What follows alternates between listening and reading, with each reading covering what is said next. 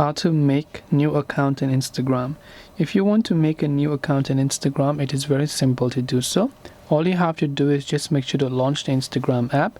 Now if you have an account, you can log into your existing account, but if you don't, at the bottom you can see don't have an account, sign up button.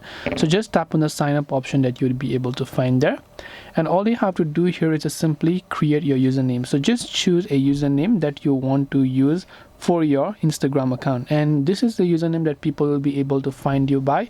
So just make sure that you have typed in correctly, and you will see whether or not the username is available. So just tap the next option after that. Now it will ask you to create a password, so make sure to choose a strong password.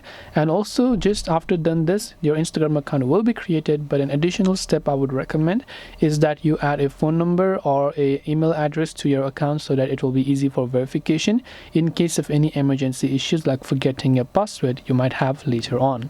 And this way you will be able to make your new account in Instagram. I hope that this video really helped you. If you have got any further questions, feel free to leave them down below. Thank you for watching till the very end, and see you soon in the next video.